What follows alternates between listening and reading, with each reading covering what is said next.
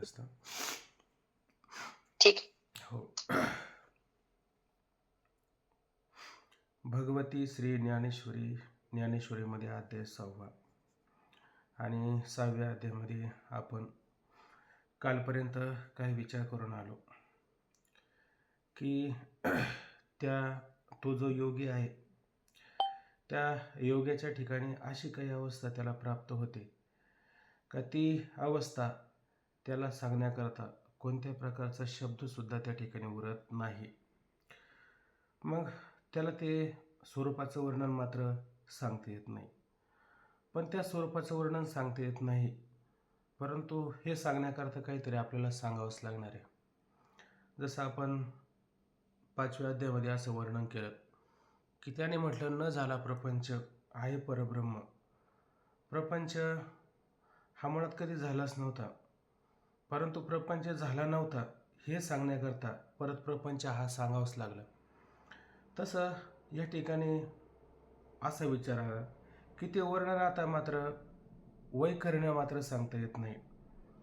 मग वैखरीने सांगता जरी येत नसेल तरी जसं मागं आपण विचार केला की परमात्मा त्या ठिकाणी कसा आहे, एकदम त्याच्या ठिकाणी निराकार सर्व शून्यत्व स्वरूपाने आहे. परंतु तो जरी शून्य असला तर ते एक शून्य का होईना त्या ठिकाणी एक बिंदूला काढावंच लागतं. तसं या ठिकाणी त्या परमात्म्याचं वर्णन करायचं जर झालं तरी थोडंफार निर्देश करण्याकरता वर्णन ह्या ठिकाणी काही वर्णन सांगितलेलं आहे. तर काय वर्णन ह्या ठिकाणी सांगितलेलं आहे, जे विश्वाचे मूळ योग द्रुमाचे फळ, जे आनंदाचे केवळ चैतन्य गा.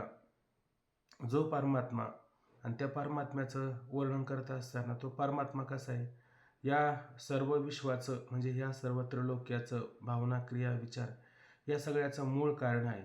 जे योग द्रुमाचे फळ आणि योगरूपी द्रुम हाच कोणी वृक्ष आहे आणि त्या योगरूपी असणाऱ्या वृक्षाला आलेले हे काय परमात्मरूपी हे अशा प्रकारचे हे त्या ठिकाणी फळ आहे. म्हणजे योग साधना करणाऱ्याला आणि अशा प्रकारचं काय या ठिकाणी फळ प्राप्त होत असतं, जे आनंदाचे केवळ चैतन्य गा. आणि ते काय केवळ आनंदाचं असणारं फक्त चैतन्य शब्दाने काय घ्यायचं या ठिकाणी जीवनकाळा असा शब्द आलेला आहे. म्हणजे केवळ आनंदाचे असणारी ही जीवनकाळाच आहे.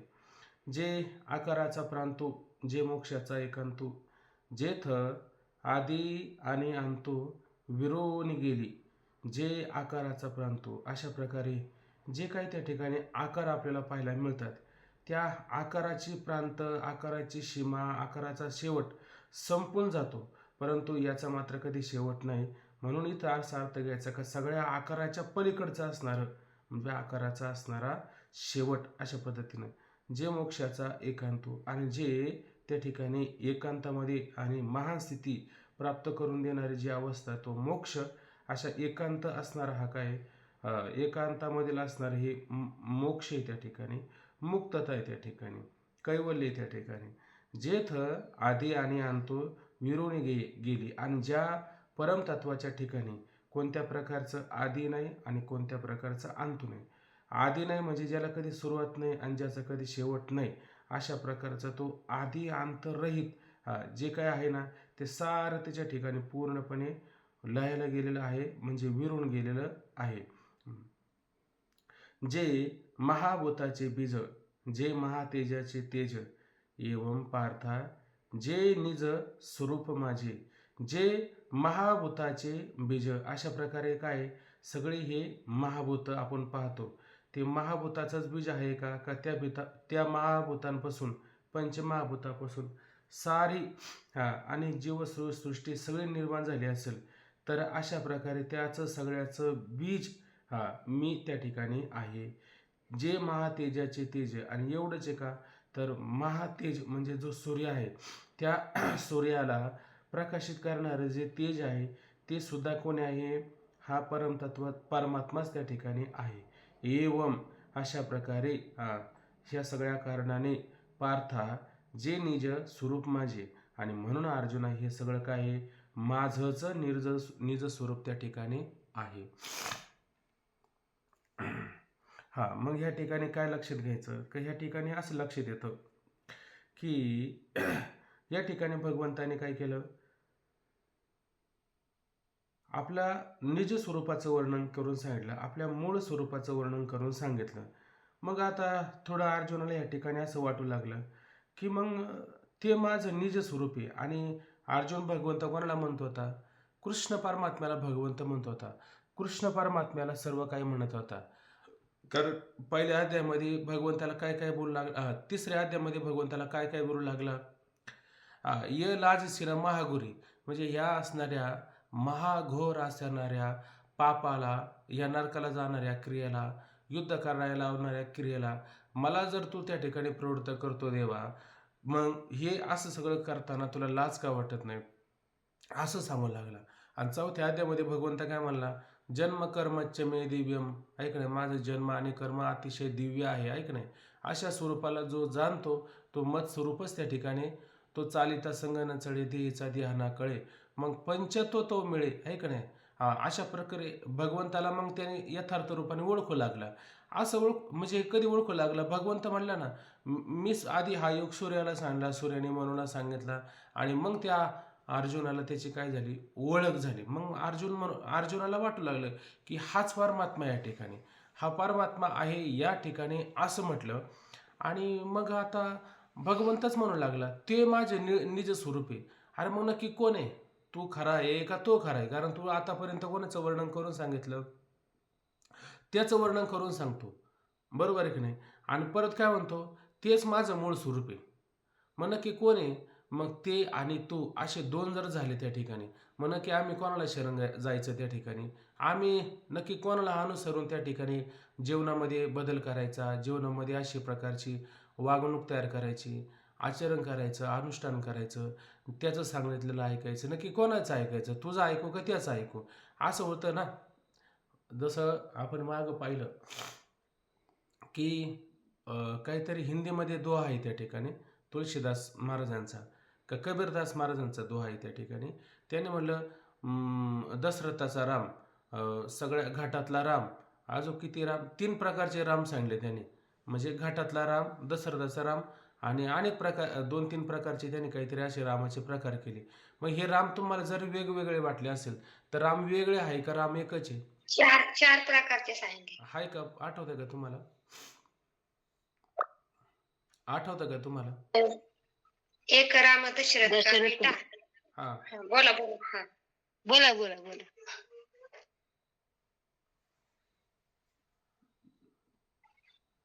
एक राम घट घट में बैठा, हा. एक राम जगत पसारा, एक राम जगत शेन्यारा. जगत काय शेवटी शेन्यारा.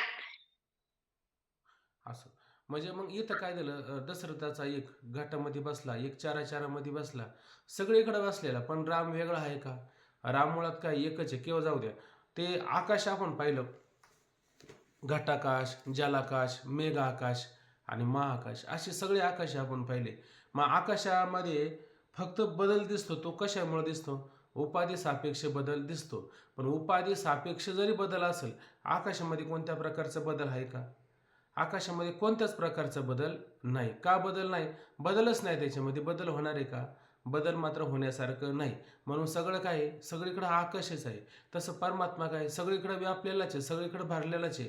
मग तो सगुण रूपाने असो किंवा तोच परमात्मा निर्गुण रूपाने असो, तर तो सगुण असो नाही तर निर्गुण असो, पण तो आहे कोण?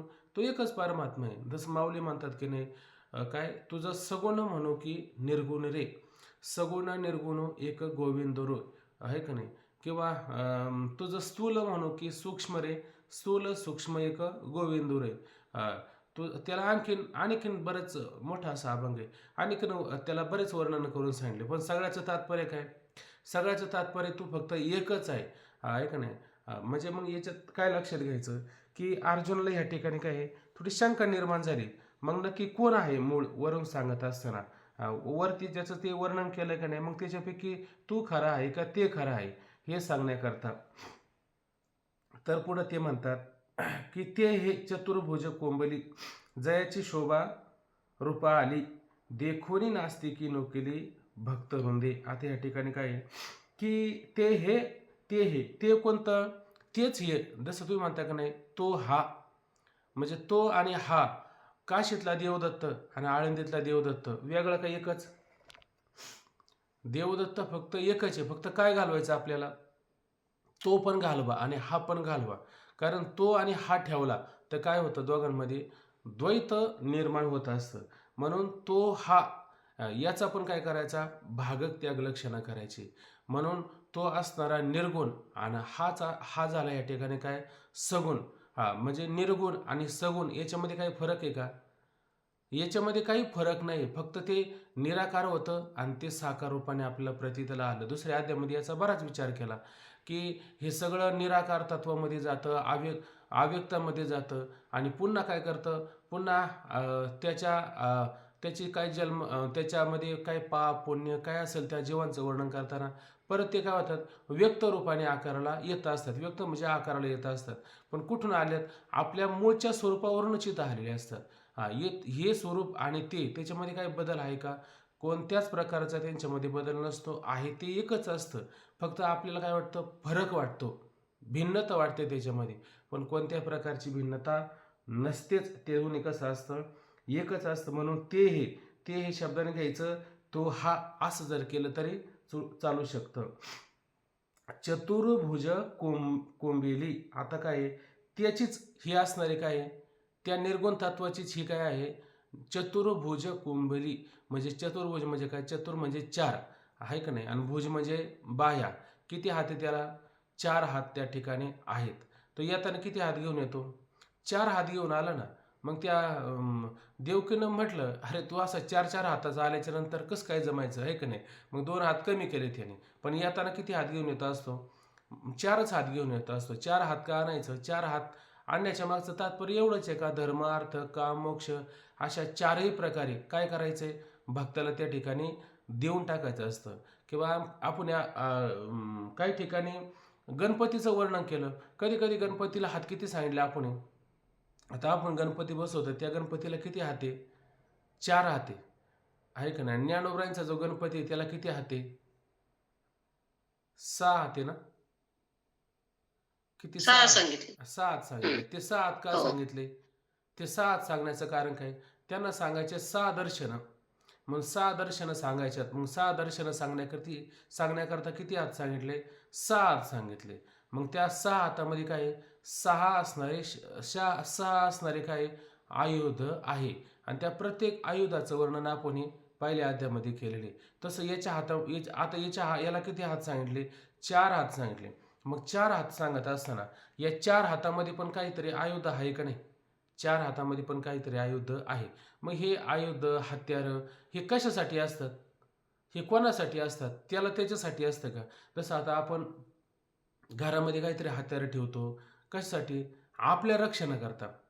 तसं त्याच्या हातामध्ये हे सगळं आयुध पाहायला मिळतात.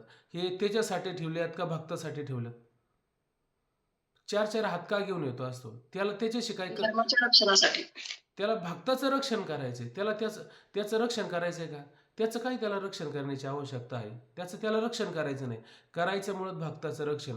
आणि भक्ताचं रक्षण करण्याकरता तो किती हात घेऊन येतो असतो? 2 जास्त घेऊन असतो. पहिले त्याला 2 हायचे, पण अधिक 2 हात त्याला त्या ठिकाणी घेऊन येतो आणि ते 4 हात घेऊन येतो. आणि भक्ताला किती हाताचा करतो? का भक्ताला पण 4 हाताचा करतो? नाही करत भक्ताला 4 हाताचं.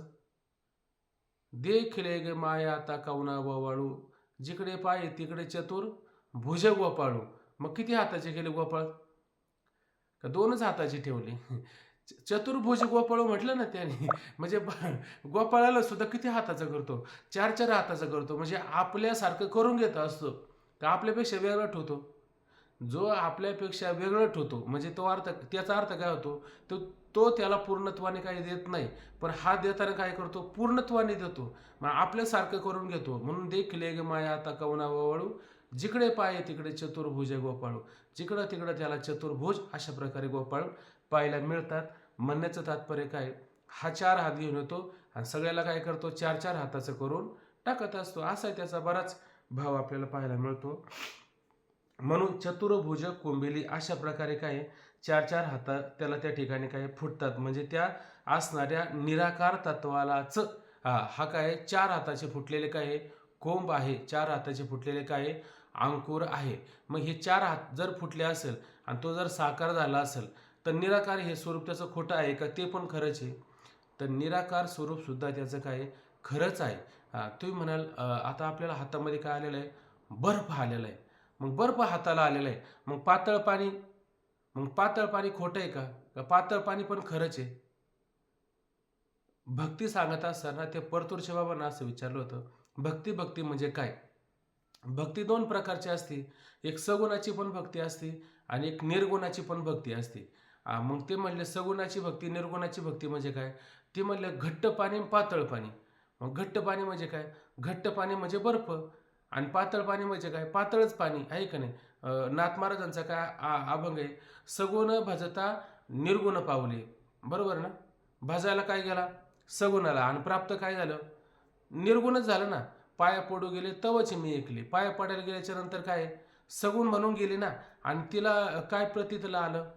तीच परमात्मा स्वरूप आहे. दर्पणे पाहता रूपणे दिसे आपुले आणि बापराक देवरू मज केले ऐसे. मग हे 4 हात घेऊन येतो, अशा स्वरूपाचं तर दर्शन देतो. हे देण्याच्या मागचं तात्पर्य काय? आपलं जे मूळ स्वरूप आहे तो आपल्या मूळ स्वरूपाला काय करतो? घेऊन जात असतो. म्हणून 4 हात त्या ठिकाणी तो घेऊन येतो असतो किंवा त्याच निर्गुण निराकार स्वरूपाला काय आहे?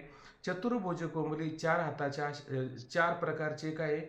बाया, हेच त्याला कोणीतरी त्या ठिकाणी अंकुर फुटलेले आहे.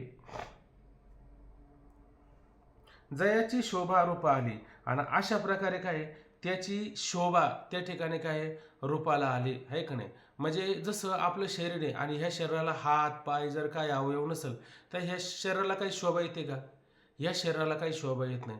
मग आता त्याच्या शरीराला शोभा आली की नाही? कशी काय शोभा आली? त्याला 4 हात आले. काही देवी बघितली की नाही? ती सप्तशृंगी पाहत असताना तिला किती हात आहे? भरपूर त्या ठिकाणी हात येतात. कधी कधी हाताने मुखाने त्या देवांना काय येते? विशेष प्रकारची शोभा येते. मग याला 4च हात आहे एवढं सांगायचं का याला हजारो हात आहे? तसं पाहायला गेलं तर याला हजारो हात आहे. म्हणजे तुकोबरांचा अभंगाचे सकळाचे समाधान नवे देखल्या वाचवणे रूप दावरे आता सहस्र भुजांच्या मंडिता. आता किती किती भुजा सांगितल्यात? सहस्र म्हणजे हजारो हात याला सांगितलेले. हजारो हाते का हजारो डोळे? याला डोळे पण हजारो आहे, हजारो याला हात पण आहे. पण कसं कधी हे मिळतील बरं पाहिलं आपल्याला? जसं तुकोबरायच्या अंतःकरणामध्ये भाव प्रगट झालेला आहे. काय भाव प्रगट झालेला आहे? तुका म्हणे काना भूक लागली नैना आणि तोच असणारा काना किती आहे? सहस्र भुजांच्या मंडिता. शंखचक्र गदा पद्म घे असं शंखचक्र गदा पद्म गरुडा सहित शंखचक्र गदा पद्मा गरुडा सहित ये गोविंद असं म्हटले. म्हणजे शंख चक्र गदा पद्म हे सगळं त्या ठिकाणी घेऊन येतो. म्हणजे 4 हाताने येतो का हजारो हाताने येतो? तो हजारो हातही पण त्या ठिकाणी घेऊन येऊ शकतो. हे कधी घेऊन येऊ शकतो? त्या भक्ताच्या अंतःकरणातली इच्छा, याची ती इच्छा होत असते. म्हणजे याची इच्छा ती भक्ताची इच्छा, भक्ताची इच्छा ती याची इच्छा. जसं तुकोबरा म्हणतात, नामरूप घेशी आपल्या स्वइच्छे, नामरूप घेशी आपल्या स्वइच्छे होशी भाव तैसा त्या कारणे. त्या कारणे म्हणजे काय? त्या भक्ताच्या अंतःकरणामध्ये असणारा जो भाव आहे तो भाव हा धारण करतो. कोण? हा धारण करतो. आणि हा धारण करून कसा नामरूपाला येतो? त्या भक्ताच्या अंतःकरणामध्ये काय भाव आहे हे जाणतो. जसं आता रामाचा जन्म आणि शबरीचा जन्म याच्यामध्ये फरक आहे का नाही? शबरीचा जन्म म्हणजे फार शबरी जुनी झाली, म्हातारी झाली, आहे का नाही? आणि म्हातारी झाल्याच्या नंतर मग तिला तिथं कुठंतरी रामाचं वर्णन झालं की रामाचा जन्म झाला. मग त्या म्हातारपणामध्ये तिने इतकं त्या ठिकाणी रामाचं त्या ठिकाणी नामस्मरण केलं, ध्यान केलं आणि ध्यानामध्ये काय केलं की त्या रामाची पावलं आपल्या अंतःकरणामध्ये धारण केली का अशा अशा पद्धतीची त्याची चरण असतील. ते जसं अंतःकरणामध्ये धारण केलं तशा प्रकारे रामाने काय केला? अवतार घेतला. म्हणजे कोणाच्या? शबरीच्या अंतःकरणामध्ये असणारा भाव धारण करून त्याने काय केला? अवतार घेतला. म्हणजे नामरूप घेशी आपल्या सोयीचे, आपल्या का भक्ताच्या सोयीचे? भावे होशी भावे तैसा त्या कारणे. त्याचा जसा भाव आहे त्या भावाच्या कारणामुळे काय करतो? तो नामरूप त्या ठिकाणी धन्य भावशीळ ज्याचे हृदय निर्मळ, पूजी प्रतिमेचे देव, संत म्हणते तेथे भाव, तुका म्हणे तैसे देवा आणि होणे लागे त्याच्या भावा. बरोबर ना? तुका म्हणे आता धन्य भावशीळ ज्याचे हृदय निर्मळ, पूजी प्रतिमेचे देव. बरोबर का नाही? कोणते देव? संत म्हणते तेथे भाव. संतांनी सांडला तिथं भाव ठेवला.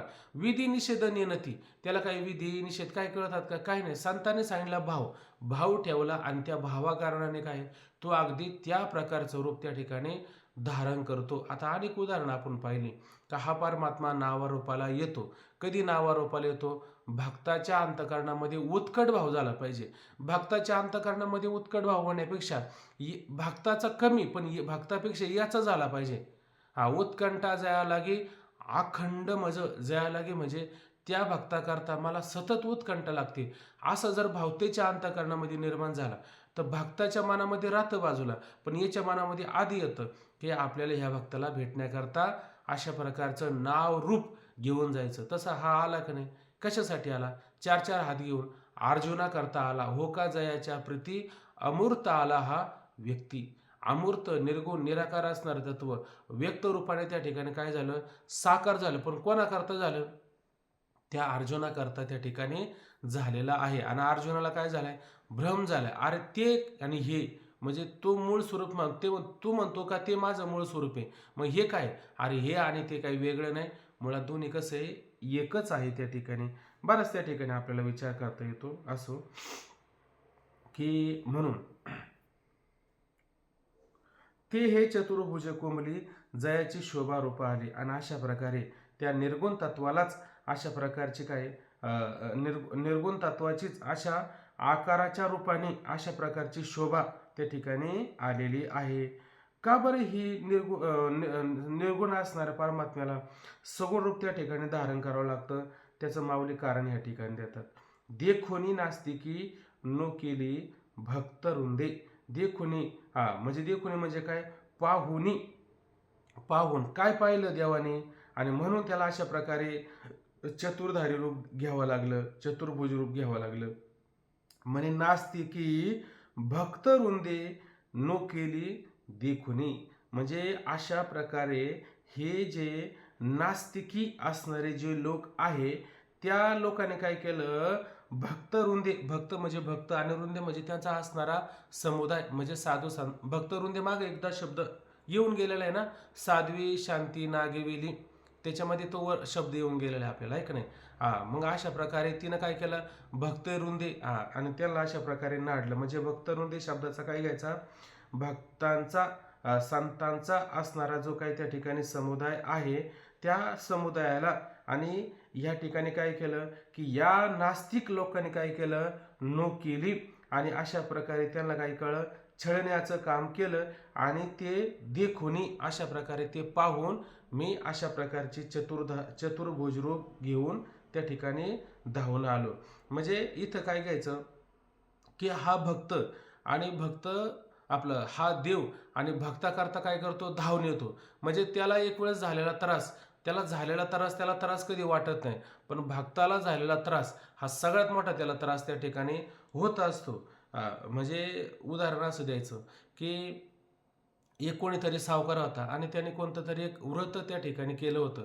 आणि ते व्रत करत असताना त्याचं असं होतं की त्या व्रताच्या शेवटी कोणीतरी एखादी स्त्री, गरीब स्त्री तिला बोलून आणायचं. म्हणजे ते लक्ष्मी व्रत वगैरे करता की नाही अशा पद्धतीनं. आणि आणलं तिला घरी. आणल्याच्या नंतर ती आता येताना तिचं लहान लेकरू होतं, त्या लेकराला घेऊन आली, बसली जेवायला. आता ते जेवायला बसल्याच्या नंतर मग आता तो मोठा सावकार त्याने जेवण केलं असेल, ते कशा प्रकारचं केलं असेल जेवण? ते जेवण काही सामान्य केलं नसेल, त्याच्यामध्ये अनेक प्रकारचे पक्वान्न मिष्टानं तयार करून. आता त्या लेकराला गरीब घरचं लेकरू, त्याला कधी ते असं मिळणार आहे? म्हणून ते जेवायला सगळं वाढलं आणि वाढल्याच्या नंतर त्या लेकराने मागचा पुढचा विचार केला नाही आणि लगेच ताटामध्ये हात घातला आणि खायला सुरुवात केली. आणि ह्या सावकाराला राग आला. सावकाराला राग आल्याच्या नंतर त्या पोराच्या हाताला धरलं आणि त्याच्या 2 कानफडीत लावल्या. 2 कानफडीत लावल्याच्या नंतर मग त्या आईला ते खाऊ वाटेल का? आईनं त्याला लाथच मारली. म्हणली आग लागली याला, म्हणले माझ्या लेकराला मारतो, हे जाऊ द्या म्हणले तुझं, चालली म्हणली मी तशीच निघून गेले. का बरं? तिला तिच्यापेक्षा लेकराला फार महत्त्व देऊशी वाटतं. तसं या ठिकाणी या भगवंताला काय भीष्मपणा केला खरा, धनुर्धारा रक्षिला, आहे की नाही. म्हणजे आपल्या भक्ताची प्रतिज्ञा पूर्ण केली आणि आपली प्रतिज्ञा काय केली, मोडून टाकली. तसं या असणाऱ्या नास्तिकांनी काय केलं, साधू वृंदाला, संत समुदायाला काय केलं, छळण्याचं काम केलं. प्रत्येक युगामध्ये छळलं. रामयुगामध्ये त्या असणाऱ्या ऋषीमुनींना या राक्षसाने काय केलं, छळलं त्या ठिकाणी. म्हणून त्याने रामाने काय केलं, अवतार धारण करून राक्षसांना मारलं. कृष्ण अवतारामध्ये अनेक प्रकारे त्या लोकांना मारलं. आणि इथं सुद्धा मारलं नाही का, इथं सुद्धा मारलं. कुठं, जसं तुकोबराय म्हणतात की नाही, ह्या नास्तिक शब्दाचा अर्थ माहिती आहे तुम्हाला काय होतो? नास्तिक म्हणजे काय? नास्तिक शब्दाचा असा अर्थ होतो की ज्याला शास्त्र मान्य नाही, निंदको शास्त्राची जे निंदा करतात त्याला त्या ठिकाणी काय आहे, नास्तिक असं म्हटलं जातं. पण मग इथं नास्तिक कोणते घ्यायचे? आता आपल्याकडं काही बाकीचे जैन, बौद्ध हे जे आहेत, हे जे आहेत, हे त्या ठिकाणी काही शास्त्र मान्य करतात का? हे शास्त्र मान्य करत नाही. मग याला नास्तिक म्हणायचं का? ते नास्तिक नाही. याला देव मान्य आहे की नाही, उलट आपल्यापेक्षा त्यांना देव जास्त मान्य आहे. मग इथं नास्तिक कोणता आणि इथं नास्तिक कोणता? तर हे नास्तिक म्हणजे काय, ज्यांना देवच मान्य नाही. म्हणजे याला देव मान्य नाही, म्हणून अशा प्रकारे काय संतांना त्या ठिकाणी छळण्याचं काम केलं. म्हणजे जसं तुकोबराय म्हणतात की संत मागे पाणी नेदी एक चूळ, आणि दाशीशी आंघोळ ठेवी पाणी. संतांनी काय म्हटलं, एक चूळ म्हणजे एक घोटभर पाणी तरी द्या, आणि संतांनी एक घोटभर पाणी सुद्धा दिलं नाही. आणि दाशीशी आंघोळ ठेवी पाणी, आणि त्या दाशीला काय, आंघोळीला लगेच हा पाणी सुद्धा ठेवतो गरम आंघोळ करण्याकरता, आहे का नाही.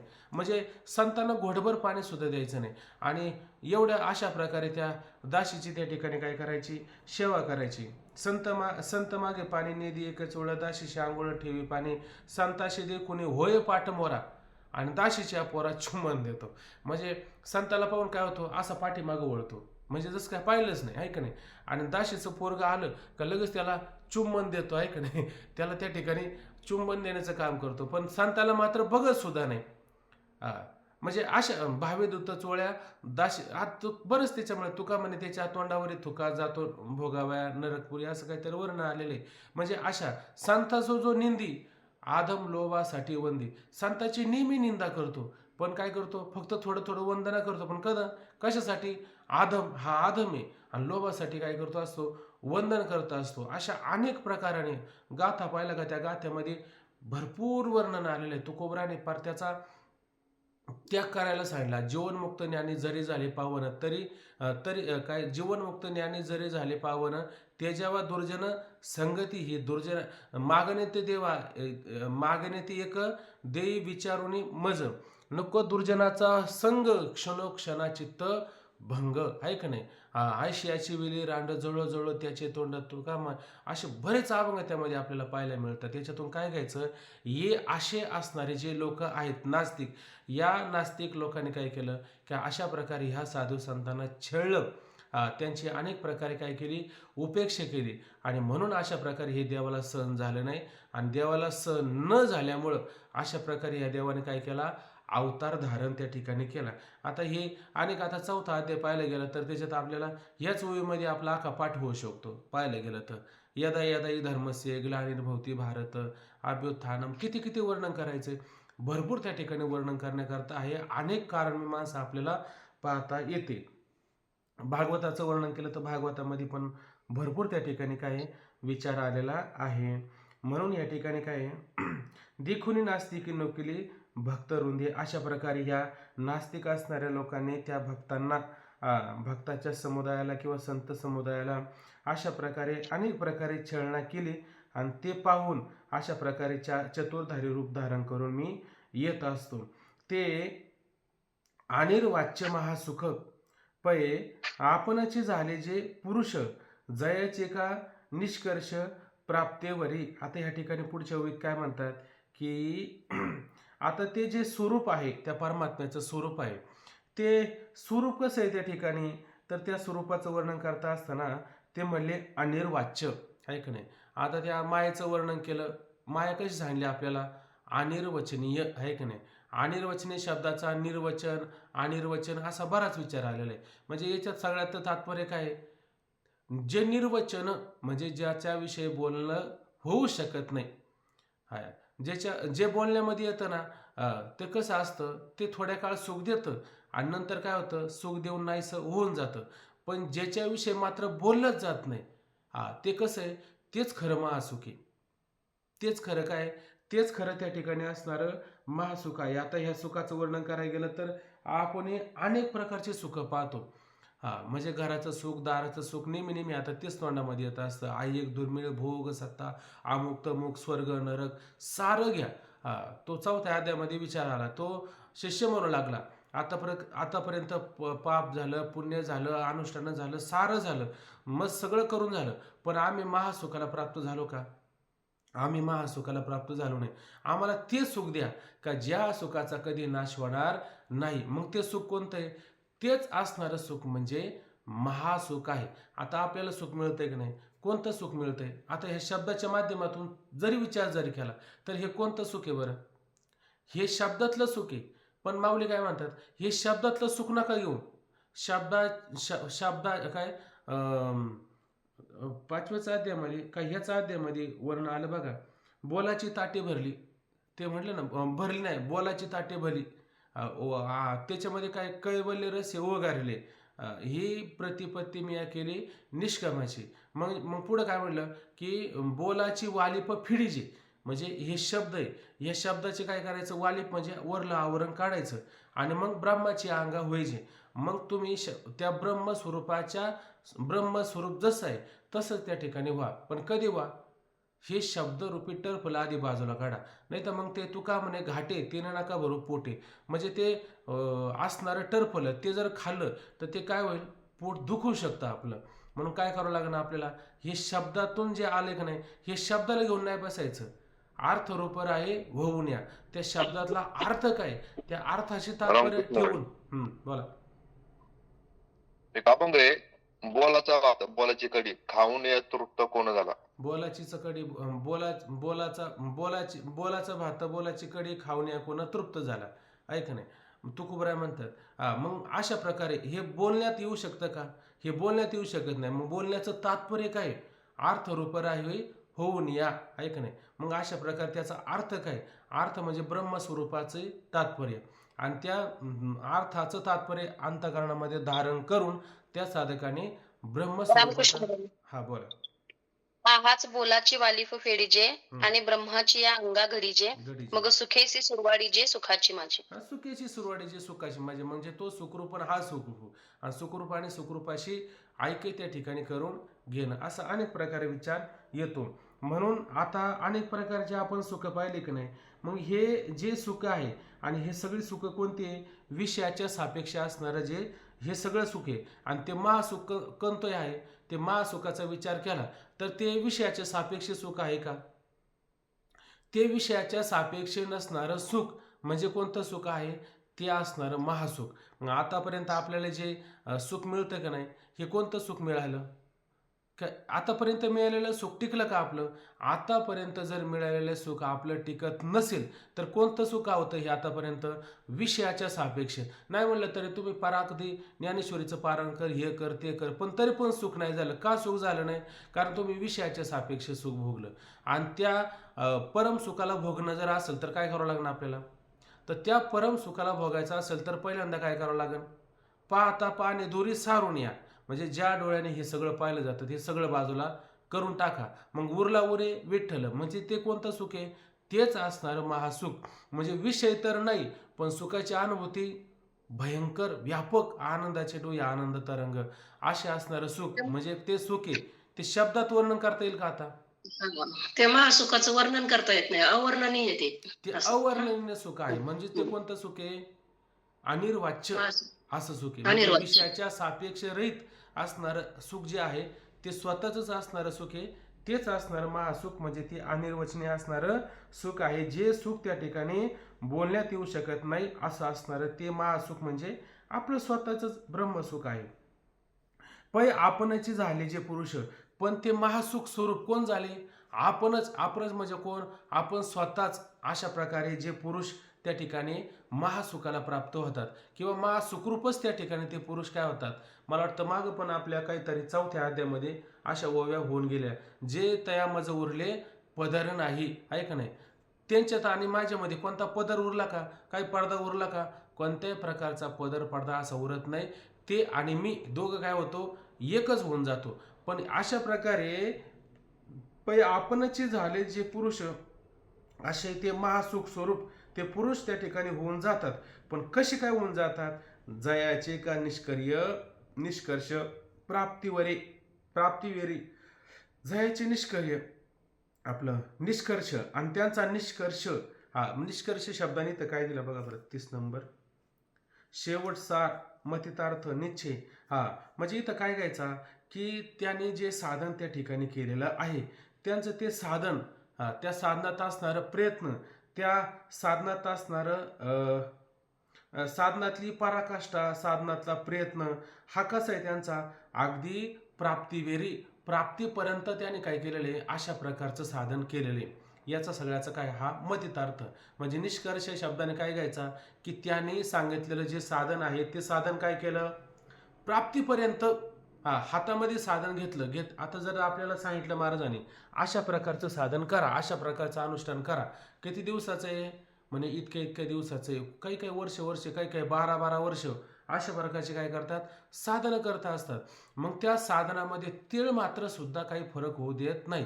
कोणी कितीही त्यांना बदलवण्याचा प्रयत्न केला तर आपल्या साधनाला सोडतात का, आपल्या साधनाला सोडत नाही. आपलं साधन पूर्ण प्राप्तीपर्यंत घेऊन जातात. मग अशा प्रकारे सांगितलेलं साधन त्याने प्राप्तीपर्यंत घेऊन गेले.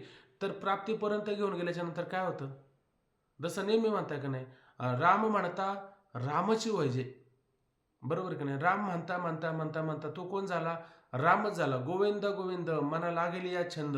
मग गोविंद ते काया, त्याचं शरीर काय होतं, गोविंद रूपच होऊन जातं. तो का म्हणे आळी नवे नुरेची वेगळी. ती आळी आणि भिंगुरटी वेगळी राहते का, दोन्ही एक होतात, दोन्ही एक होतात. मग आता मला सांगा, त्या असणाऱ्या आळीनं किती चिंतन केलं असेल बरं त्या भिंगुरटीचं, किती केलं असेल चिंतन. राम म्हणता रामच वैजे, राम म्हणता इतक्या किती काळ राम म्हणला असेल, अगदी प्राप्तीपर्यंत ते प्राप्त होत नाही तोपर्यंत त्या रामाचं अखंड चिंतन करत राहतात. मग अशा प्रकारचे जे साधनांचे प्रयत्नाचे पराकाष्ठा करून त्या प्राप्तीपर्यंत जातात ते काय होतात, जे अनिर्वचनीय महासुख, जे महासुख अनिर्वचनीय बोलण्याच्या पलीकडे आहे अशा महासुख स्वरूपच त्या ठिकाणी ते होऊन जातात. कोण, जे प्रयत्नाचे पराकाष्ठा करून अशा प्रकारचं प्राप्तीपर्यंत साधन करतात ते होऊन जातात. पुढे पहा, ह्या ओव्या अशा विसंगत ओव्या आहे कधी कधी, म्हणजे खालचं वर वरचं खाली, पण असं सांगितलं येतं लक्षात ना काही. म्हणजे तुम्ही जरा थोडं सांगत जा, म्हणजे मग मला हे कळतं जरा थोडं. चला ठीक आहे. आम्ही साधन हे जे सांगितले त्याचे शरीरी जीही केले ते आमुचेने पाडे आले निर्वाळलिया. आम्ही साधन हे जे सांगितले, आता भगवंत काय म्हणतात की अर्जुना, आता आम्ही हे जे साधन सांगितलं, आतापर्यंत आपल्याला कोणतं साधन सांगितलं, भगवंताने साधन कोणतं सांगितलं आपल्याला, लक्षात आहे ना आपल्याला, योग साधन, योग साधन आहे का नाही. आपल्याला योग साधन सांगितलं, म्हणजे योग धारणेच्या माध्यमातून कुंडलिनी शक्ती जागी करून 3 प्रकारचे बंध लावून तिला जाग करून अशा प्रकारे शरीरामध्ये नवचैतन्य त्या ठिकाणी निर्माण करणं आणि त्या परमात्मा स्वरूपच त्याने होऊन जाणं, अशा प्रकारचे हे साधन सांगितलं. भगवंत म्हणतात आम्ही साधन जे सांगितले, अशा प्रकारे आम्ही जे साधन सांगितलं त्याची शरीरी जीही केले ते आमचेने पाडे आले निर्वळल्या. आता आम्ही जे साधन हे जे सांगितले, आता आम्ही आतापर्यंत हे अष्टांग रूपाचं जे काही साधन सांगितलं होतं त्याची शरीरी जी हे केलं आणि ते साधन आणि त्या साधनाला काय केलं यांनी, शरीरच केलं. म्हणजे शरीर आणि साधन हे वेगळं राहिलं का, साधन शरीर एकच केलं. या शरीरालाच त्याने साधन केलं. म्हणजे हे शरीर दिलं कशाला आपल्याला भगवंताने, खरं पाहायला गेलं तर दिले इंद्रिय हातपाय कान, हाय का नाही, दिले इंद्रिय हातपाय कान मुख बोलाया वचन, कशासाठी दिलं होतं आपल्याला, जेणे तू जोडशी नारायण. ज्या साधनाच्या माध्यमातून काय आपल्याला भगवंताला या ठिकाणी काय प्राप्त करून घेता येईल. आणि ह्या शरीराने प्राप्त करून घेता येत नाही का? फक्त ह्या शरीराला ज्याला साधन समजता आलं त्याला प्राप्त करून घेता येईल. पण ह्या शरीराला भोग असं समजून जर दिलं, म्हणजे तुकोबराय म्हणतात की नाही की देहाते ज्ञानोबराय म्हणतात देहाते आपण ते मानती आणि विषयाते भोग म्हणती. म्हणजे देहालाच आपण आहे, मी देह आहे असं म्हणतात आणि विषयाला भोग म्हणते. या परतीनं स्मरती आणि काही याच्यापेक्षा ते वेगळं काही मानतच नाही. त्यांना हे प्राप्त होईल का? त्यांना हे काही केलं तरी प्राप्त होणार नाही, आहे का नाही? तुका म्हणे जया पिंडाचे पाळण आणि न घडे नारायण कल्पकोटी असं काहीतरी शब्द आहे. म्हणजे ज्याला फक्त पिंडाचंच पालन करायचं आहे, पिंड पोसावे हा धर्म बोलती आणि काय असे हाती तयाची या. शरीर रक्षावे हा धर्म बोलती काय असे हाती तयाची या. पिंड पोसावे मला वाटतं काहीतरी उलट पालट होत असं या अभंगात. शरीर रक्षावे हा धर्म बोलती काय असे हाती तयाची या. जाऊ दे आता पुढचं काय आठवत नाही.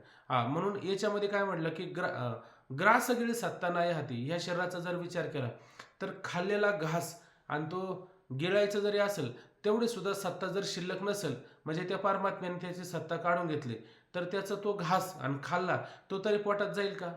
तो सुद्धा जाऊ शकत नाही. का जाऊ शकत नाही? कारण भगवंताने काय दिलेलं आपल्याला?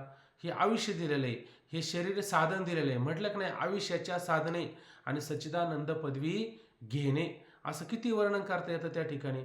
म्हणून याने काय केलं, या शरीराला साधन केलेलं आहे. मग हे लक्षात घेता आलं पाहिजे आपल्याला का हे शरीर काय आहे? साधन आहे. आणि साधनाचं तात्पर्य काय? आपल्याला साध्यापर्यंत जायचंय. आपलं साध्य काय?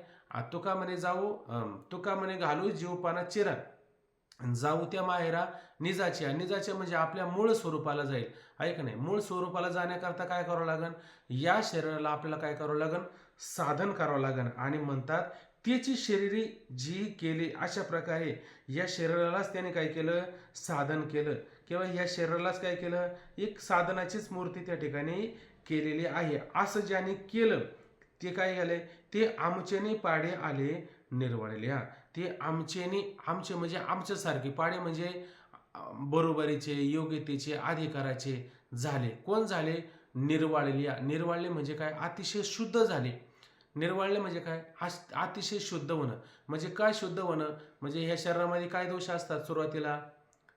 त्या स्वरूपापर्यंत जाण्याकरता अंतःकरणामध्ये मल असतो, अंतःकरणामध्ये विक्षेप असतो आणि अंतःकरणामध्ये आवरण असतं. त्याने काय काय घालवलेलं? मल घातला, विक्षेप घातला, आवरण घातलं आणि मग काय उरला फक्त परमात्मा. तो परमात्मा आणि हे वेगळे आहे का? ते परमात्मा आणि हे वेगळे नाहीत, ते आणि हे एकच आहे. तुकिता तुलनेसी ब्रह्म तुका अशी आले, आहे का नाही? बृहस्पतीचे ने पाडे. बृहस्पतीच्या योग्यते एवढे बरंच वर्णन त्याच्यामध्ये करता येण्यासारखं आहे. म्हणून इथं लक्षात असं काय घ्यायचं की ते आमचेने पाडे आले निर्वळल्या. आणि अशा प्रकारे हे साधन करून ते आमच्या बरोबरीला, आमच्या योग्यतेला आले. कशामुळं? इतकं त्या ठिकाणी शुद्ध झाल्यामुळं ते आणि आम्ही दोन्ही वेगळे न राहता आमचे आणि त्यांच्यामध्ये काय बदल नाही, म्हणून आमच्या अशा प्रकारे ते काय करतात? योग्यतेला प्राप्त होत असतात. ठीक आहे. पुढे पहा. परब्रह्माचे रसे देहाकृतीचे मुसे ओतीव झाले तैसे दिसती अंगे. आता पुढे पहा. परब्रह्माचे रसे. आता याच्यामध्ये रस सांगितलाय. कोणता रस सांगितलाय? ते आणि हे भक्त आणि देव, देव ते संत निमित्त त्या प्रतिमा. देव आणि संत वेगळे नाही, ते कसे एकच आहे त्या ठिकाणी. मग कसे काय एक आहे? मग देव तर कसं स्वरूप आहे? त्याला 4 हाते आणि याला तर 2 हाते. ज्ञानोबरायांना 2 हाते, तुकोबरायांना 2 हाते. मग हे आणि ते वेगळे कसे काय? तर त्याचं असं कारण आहे काही वेगळे नाही, ते एकच आहे. मग काय? परब्रह्माचे रस आहे. त्यांच्या अंतःकरणामध्ये काय? परब्रह्म हाच कोणी त्या ठिकाणी काय? रस आहे. आणि हा रस वतला कुठं? देह आकृतीच्या मुसे. आणि देह रूपी आकृती आहे आणि त्या आकृतीच ही कोण आहे? मुस. मुस म्हणजे काय? मुस म्हणजे लक्षात आले ना शब्द? मुस शब्दाचा अर्थ साचा. साचा. किंवा त्याला काय मोडीफाय काहीतरी अजून एक शब्द आलेला आहे त्याच्यामध्ये, तो आहे मला शब्द येत नाही, पण आपल्याला सरळ सरळ आपल्याला मूर्ती तयार करायची म्हणजे एक साचा असतो आणि त्या साच्यामध्ये काय आहे, तो रस वतावा लागतो आणि मग ते बाजूला केलं, ती मेन शब्द वापरला मागं, ते बाजूला केला साचा का ती मूर्ती तयार होत असते. तसं ही जसा आकार येईल त्या साच्याला तसं तो आकार आहे. तशी मूस असेल तसा आकार येतो, आहे का नाही. पण आता इथं हे संत आपल्याला पाहायला मिळतात. मग हे संत कसे आहेत? आपल्यासारखेच आहे ना. संत आपल्यासारखे असतात. पण ते कसे असतात? संत नव्हती जगा माणसा त्यासारखे. माणसं सारखे दिसायलाच असतात, पण ते माणसं असतात का? संत कधी माणसं नसतात. ते कोण असतात? संतच असतात, आहे का नाही. म्हणून काय, हा रस कुठं वाचलेला आहे? त्या संतांच्या देहरूपी आकृतीमध्ये हा रस वतलेला आहे. म्हणून ते बाह्य अंगाने जरी आपल्याला सामान्य वाटत असतील, पण अंतरंगाने कसे येते? ब्रह्मरसाची ओतलेली मूर्तीच आहे ती. बरोबर आहे की नाही. ती ब्रह्मरसाची काय आहे? ओतलेली मूर्ती आहे, फक्त देहाच्या आकाराने त्या ठिकाणी आहे. म्हणून अनेक ज्ञानोबराय म्हणतात की नाही, त्याचं बाह्य अंग म्हणजे सांगताना ते चालते ज्ञानाचे बिंब, तयाचे अवयव ते सुखाचे कोंब, आणि ये माणूस पण ते भांब लौकिक भागू. फक्त माणूस पण लौकिक रूपाने तुम्हाला दिसतो, पण ते काय चालते ज्ञानाचे बिंब. ते ज्ञानाचं चालतं काय बिंब आहे का प्रतिबिंब म्हटलं? ते प्रतिबिंब म्हटलं का मग त्याच्यासारखे असं म्हण, पण ते स्वतःच कोण आहे? बिंब. जसं सूर्यबिंब आहे आणि त्याचं पडलेलं किरण हे प्रतिबिंब आहे. पण माऊली म्हणतात ते चालते ज्ञानाचे बिंब आणि तयाचे अवयव ते सुखाचे अवयव ते काय फुटलेले कोंब आहे त्याला.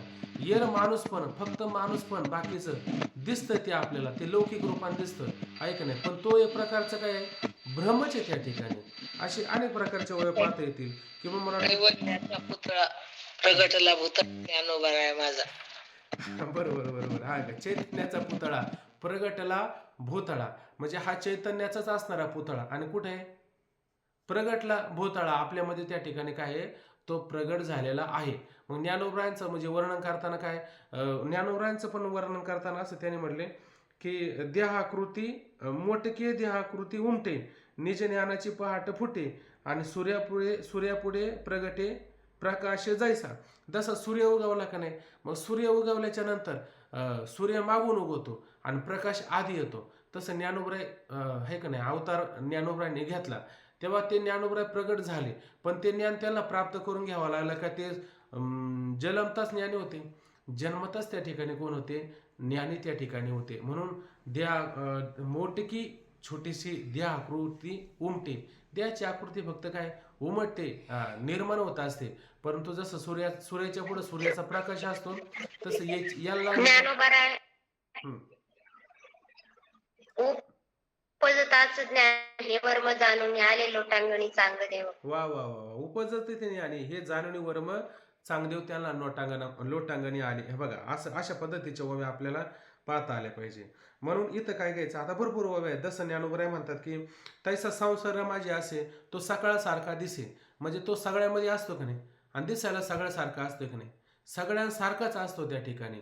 परंतु सकाळसारखे दिसे जैसं तोय संग आभासे भानुबिंब. जसं पाणी का नाही, आणि पाण्यावरती काय भानूचं पडलेलं बिंब फक्त पाण्यावर दिसतं, पण ते पाण्यात बुडतं का? ते पाण्यामध्ये कशाच प्रकारे भिजत नाही. तसे सामान्य तू पाहिजे तरी साधारणचे देखील. तुम्ही त्याला सामान्य रूपाने पाहिलं तर तुम्हाला साधारणच तुम्हाला पाहायला मिळेल. परंतु माऊली म्हणतात एरवी निर्धारिता निजे सोय जायची. आणि त्याचं जर त्याची सोय म्हणजे त्याच्या अवस्थेचा जर विचार करायला गेलं तर त्याचा विचार होईल का आपल्याला? कोणत्याच प्रकारे त्याचा विचार करता येणार नाही. फक्त ते देह आकृतीनं आहे, देह आकृतीची फक्त मूस आहे, पण आतमध्ये काय भरलेलं आहे? त्या देह आकृतीच्या मुशीत परब्रह्माचा रसच त्या ठिकाणी काय ओतलेला आहे. अनेक प्रमाण आपल्याला पाहता येतात. म्हणून परब्रह्माचे निरसे देह आकृतीचे मुसे, देहरूपी आकृतीत असणारा हा रस आहे. आणि ओतीव झाले तैसे दिसती अंगे, आणि तो ओतीव झाले मग तो रस ओतून जे झालेली मूर्ती आहे तैसे दिसते अंगे. अशा प्रकारे काय आहे? अशा प्रकारे ती परब्रह्माचीच मूर्ती त्या ठिकाणी काय आहे? प्रत्यक्ष मूर्तिमंत आपल्याला दिसते अंगे, आपल्याला दिसू लागते. पुढे पहा, जरी हे प्रतिती हन अंतरी फाके, तरी विश्वची हे आगवे झाके. तव अर्जुन म्हणे निके साचची जी हे, जरी ही प्रतीती हन अंतरी फाके, अशा प्रकारची प्रतीती. प्रतीती शब्दाने काय घ्यायचं? प्रतीती म्हणजे त्याला आलेला अनुभव. प्रतीती शब्दाने काय घ्यायचं? त्याला आलेला अनुभव. आता हे तुम्ही मोजकी हा ज्ञान नाही व्हायचं त्याचा अर्थ. प्रतीती म्हणजे ज्ञान आलं, अनुभव आला. हा म्हणजे अनुभव आला म्हणजे त्याला ज्ञान आलं, त्याला प्रतीती आली म्हणजे त्याचं ज्ञान आलं. आपण म्हणतो का नाही का विस्तवे आहे का नाही, आणि विस्तवावर हात ठेवला की कायची प्रतीती येते? विस्तव हात ठेवला म्हणजे त्या ठिकाणी तो जाळतो आपल्याला, आहे का नाही, म्हणजे त्याला ज्ञान झालं का नाही. मग प्रतीती शब्दाने काय घ्यायचं? ज्ञानच घ्यायचं. प्रतीती म्हणजे ज्ञान, प्रतीती म्हणजे काय? अनुभव हवे आपल्याला. मागं पण पाहता येतं की नाही, पुढं वही वाचून मग पाहू. जरी हे प्रतीती हान अंतरी, अंतरी म्हणजे अंतःकरणामध्ये फाके, अशा प्रकारची प्रतीतीयुक्त असलेलं ज्ञान, अनुभवयुक्त असणारं ज्ञान विज्ञानासहित म्हणजे ज्ञान विज्ञानासहित म्हणजे अनुभवासहित अशा प्रकारचं ज्ञान त्याच्या अंतःकरणामध्ये ते प्रकाशित होतं. अंतरी म्हणजे अंतःकरणामध्ये फाके, फाके म्हणजे कोंदलं जातं, प्रकाशलं जातं. तरी विश्वाची हे आगवे झाके. आणि हे सगळं विश्व काय करतं? हे सगळं विश्व, हे सगळं जगत काय करतं? झाकून टाकलं जातं. मग हे सगळं झाकलं जातं, मग काय त्याला दिसतं या विश्वामध्ये? अवघे चित्रलोक्य आनंदचे आता, चरणी जगन्नाथा चित्त ठेले, माय जगन्नाथ बाप जगन्नाथ. काय दिसतं त्याला? हे सगळं जग त्या ठिकाणी काय झाकलं जातं, आणि त्याला फक्त एक परमतत्व त्या ठिकाणी पाहायला मिळतं. कसं पाहायला मिळतं? प्रतीती अनुभव येतो ना. जसं आपण मला वाटतं 7व्या अध्यायामध्ये उभे आलेले बघा, हे समस्त श्री वासुदेव ऐसा प्रतीती रसाचा ओतला भाव. मग आहे का नाही, हे समस्त सगळं त्याला काय दिसतं? वासुदेवच दिसतं. का वासुदेव सोडून दुसरं काय दिसतं का? त्याला वासुदेव सोडून दुसरं काही दिसतच नाही. तेवेळी माऊली म्हणतात, तेवेळी जयाकडे वास पाहि ते उता मीच एक आहे, अथवा निवांत जरी राहे तरी मीच. म्हणजे तेवेळी अशी प्रतीती, अशा प्रकारचा अनुभव येतो. त्यावेळेस काय होतं? तो जयाकडे वास पाहिजे, जिकडं तिकडं जाईल, जिकडं तिकडं पाहिल, ऐक नाही. किंवा नाथ महाराज म्हणतात बघा, पूजा ध्यान जप त्याशी नाही. काय ते सुरात काय दिले बघा हरिपाठामध्ये? वैकुंठे कैलाशी तीर्थक्षेत्री देव. नाही ते नाही. ते वेगळे आहे त्याच्यामध्ये. जे जे दृष्टी दिसते ते हरिरूप. हा त्याला जे जे दृष्टी दिसतं ते सगळं काय? हरीचं रूपच दिसतं. हरीचं रूप सोडून त्याला दिसतं काय? काही दिसत नाही. ते वेळी जायकडे वास पाहिजे ते उता मीच एक आहे, अथवा निवंत तरी राहील तरी मीच. आहे का नाही? त्याला मी सोडून आणि परमात्मा सोडून म्हणजे परमात्मा आणि तो स्वतःमध्ये काय सगळं परमात्माच पाहतो. परमात्मा सोडून दुसरं काही पाहत नाही. हे समस्त श्री वासुदेव अशाच प्रकारचा काय प्रतीती रसाचा ओतला भाव. हा प्रतीती रस अशा प्रकारे ज्ञान विज्ञानासहित, ज्ञान आहे पण कसे अनुभवासहित त्याच्या अंतःकरणामध्ये काय सगळीकडं ओतलेलं आहे. म्हणून माऊली म्हणतात, हे असो अनेक काही तया मी वाचोनी, हे असो अनेक काही तया मी वाचोनी नाही. जैसे सबाय जळडोही बुडलिया घट. म्हणजे जसा घट पाण्यामध्ये बुडला आणि त्या घाटामध्ये आत पाणी आणि बाहेर काय असतं? घट खोल पाण्यामध्ये पै आत घट बुडाला, तो उदके आत बाहेर भरला. घट पाण्यामध्ये बुडतो का नाही? मग त्या घट पाण्यामध्ये बुडल्याच्या नंतर आत काय पाणी आणि बाहेर काय असतं? पाणीच असतं ना, आहे का नाही? आत पाणी आणि बाहेर पाणी म्हणजे सवय काय आत बाहेर त्याला केवळ आणि पिवळ पाणी. तसं या ठिकाणी माऊलींचं एक अभंग आहे, ते म्हणतात आत विठ्ठलू बाहेर विठ्ठलू आणि मीच मज विठ्ठल भासत असे. म्हणजे आत कोण आहे? विठ्ठल. बाहेर कोण आहे? विठ्ठल. आणि मी कोण आहे? मी पण विठ्ठलच आहे. म्हणजे विठ्ठल सोडून त्याला दुसरं काय दिसतं का? दुसरं काही त्या ठिकाणी त्याला दिसत नाही. हे सगळं आपल्याला भरपूर या ठिकाणी वर्णन करता येतं, पण वेळ आता होत आली, एखाद दोन उभ्या झाल्या पाहिजे. चला. जरी हे प्रतीती हाना आंतरी फाकी, अशा प्रकारे प्रतीतीयुक्त अनुभवयुक्त त्याला ज्ञान आणि आंतरी फाकी म्हणजे अंतःकरणामध्ये ते प्रकाशित होतं. तरी विश्वची हे आगवे झाके, आणि अशा प्रकारे हे सगळं विश्व आहे हे काय होतं त्या ठिकाणी झाकून जातं, म्हणजे विश्व नष्ट होऊन जातं. किंवा 16व्या अध्यायामध्ये वर्णन आलं पहिलेच उभी काय, मावळवित विश्वाभासू नवल उदयला चंडांशू आदोय अब्जानी विकासू वंदो. आता मावळवित मावळून टाकतो काय? विश्वाचा भास. ऐक नाही, हे सगळा विश्वाचा भास नाहीसा होऊन जातो, झाकून जातो का? अशा प्रकारचा त्याला अनुभव येऊन जात असतो. किंवा रक्तस्वेत कृष्ण पीतप्रभा भिन्न चिन्मय अंजन सुधले डोळा तेने अंजन गुण्य दिव्य दृष्टी झाली कल्पना नेवाली द्वैत द्वैत न झाला प्रपंच आहे परब्रह्म अहम सोम ब्रह्म आकळले आत्मा निर्वळाला विश्वाकार हरिचे आदासा दाई हरिचे आदासा हरिदाई दिशा भावे जायचा तैसा हरी एक सगळीकडे त्याला हरी हरी अशी प्रमाणात तरी देत चाला पटापटा. आणि जरा थोडं पाहत राहा म्हणजे पाहिल्याच्या नंतर कमीत कमी मग जरा थोडं हे होतं. चला तव अर्जुन म्हणे निके चला तव अर्जुन म्हणे निके साचची जी हे बघा त्यावेळेस अर्जुन म्हणू लागला म्हणे काय निके निके म्हणजे खरं हे निके म्हणजे काय निके म्हणजे चांगलं आणि साचची म्हणजे सत्य आहे खरं आहे बरोबर आहे.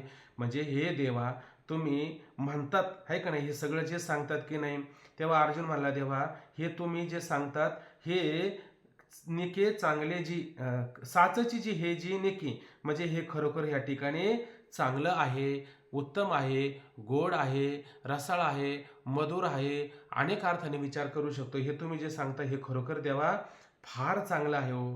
का जे आपण आता देव हा बोलेले जो उपाहो तो प्राप्तीचा ठाव म्हणून घडे हाय का नाही.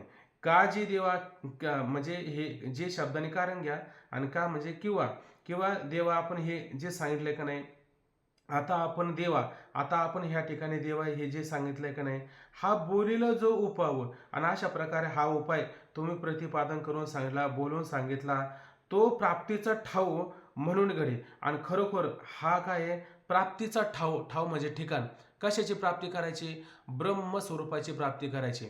म्हणून ब्रह्म प्राप्तीचं काय हे मुळात ठिकाण आहे म्हणून घडे आणि म्हणूनच त्याला त्या या उपायाने काय होते ब्रह्म स्वरूपाची प्राप्ती होते घडे. म्हणजे अशा प्रकारे ब्रह्म स्वरूपाची प्राप्ती या ठिकाणी घडते. का घडते कारण तुम्ही जो उपाय सांगितला तो कोणता उपाय सांगितलाय ब्रह्मस्वरूप प्राप्तीचा उपाय सांगितला आणि ब्रह्मस्वरूप प्राप्तीचा उपाय सांगितल्यामुळे त्या उपायाने काय होईल बरं ब्रह्मस्वरूपाचीच प्राप्ती होईल ना आपल्याला का दुसरं काय होईल बरं. साखर खाल्ल्याच्या नंतर ते काय कडू लागणार आहे का. साखरेचा स्वभाव काय साखर गोडच आहे म्हणून खाल्ल्याच्या नंतर काय लागणार आहे गोडच लागणार आहे बरोबर आहे की नाही. आपण म्हणतो आम्हाला फार तिखट लागलं मग काय एखादा मला साखर खा गुळ खा आता तो खाल्ल्याने काय होणार आहे त्याला गोड वाटेल. तसं देवा तुम्ही हा उपाय सांगितला या उपायाने काय होईल हा उपाय जर ब्रह्मप्राप्तीचा असेल तर याने काय होणार आहे ब्रह्मप्राप्तीच होणार आहे या ठिकाणी याच्यामध्ये काही संशय नाहीये. सरळ ओवी होती आता याच्यात जास्त काही नाहीये. या अभ्यासी जे दृढ होती ते भरवसेने ब्रह्मत्वा येते हे सांगत याची रीत कळली मज. ये अभ्यासी जे दृढ होती किती वेळ एवढी ओवी वाटलं असतं थांब. ये अभ्यासी जे दृढ होती आता देवा आता तुम्ही हा ब्रह्मप्राप्तीचा असणारा हा उपाय ह्या ठिकाणी सांगितला पण मला असं म्हणायचं देवा ये अभ्यासी जे दृढ होती आहे का नाही. आता अर्जुन काय करतोय देवा आता हा उपाय तुम्ही सांगितला पण देवा खरोखर हा असणारा योगरूपी अभ्यास आहे आणि या अभ्यासामध्ये जे चांगले दृढ होतात ऐक नाही दृढ होतात म्हणजे काय पक्के होतात मजबूत होतात आपल्या साधनेला कधी सोडून जात नाही ते भरवसेने ब्रह्मत्व येते ते खात्रीपूर्वक भरवसापूर्वक कुठे येतात ब्रह्मस्वरूपाला प्राप्त होतात आहे का नाही. कोण अशा प्रकारचा जो योगधारणेचा असा या ठिकाणी काय दृढ अभ्यास करतात ती कुठे येणार आहे ब्रह्मस्वरूपालाच प्राप्त होणार आहे. वर्षभर अभ्यास करायचा नाही आणि मग शेवटी काय होतात ह्या पेपरमध्ये गेला त्या ह्याच्यात गेला त्याच्यात गेला आणि काय येतो कधीतरी कडव नाही तर कडवरून खाली परत पडतो. का बरं वर्षभर अभ्यासच करायचा नाही मग वर्षभर अभ्यास नाही करायचा मग तो कसं काय पास होणार आहे तो काहीतरी कारण सांगून जातो का नाही कारण सांगून जातो. तसं अर्जुन म्हणतो या असणाऱ्या योगरूपी अभ्यासामध्ये खरोखर जे दृढ होतात पक्के होतात मजबूत होतात ते काय होतात ते भरवसेने ब्रह्मत्व येते आणि खात्रीपूर्वक भरवसापूर्वक आणि ब्रह्मस्वरूपाला प्राप्त होतात किंवा ब्रह्मस्वरूपापर्यंत येतात म्हणजे प्राप्तच होतात. हे सांगत याची रीत कळले मज. अशा प्रकारे देवा ही तुम्ही सारी रीत आम्हाला या ठिकाणी सांगितली पण ही सांगण्याची जी रीत आहे का नाही तुमची म्हणजे कधी कधी असं असतं एखादा मुद्दा आपल्याला सांगायचा असतो पण तो सांगायचं म्हणजे फार कधी कधी डोक्याला इतका ताण होतो का समोरच्याला कळतच नाही. समोरच्याला काय कळतच नाही, मग ते सोडून जातात असे. ते म्हणतात जाऊ दे, हे फार डोक्याच्या वरून जायला लागलं आहे का नाही. पण भगवंत सांगू लागले आहे का नाही. आणि अर्जुनाला सुद्धा काय ते फार आवडू लागलं. म्हणजे पहिल्याच मला वाटतं 5व्याच अध्यायामध्ये सुरुवात केली आणि भगवंतांनी सांगितलं अशा अशा पद्धतीचा एक मार्ग आहे त्यामध्ये आहे का नाही. आणि अर्जुन म्हणला अरे देवा, हा मार्ग तर किती चांगला आहे, सांख्यहुनी प्रांजळा, हे सांग्यापेक्षा तर किती चांगला मार्ग आहे. उलट मला देवा आता मात्र गडबड करू नको, आता सावकाश सावकाश सांग.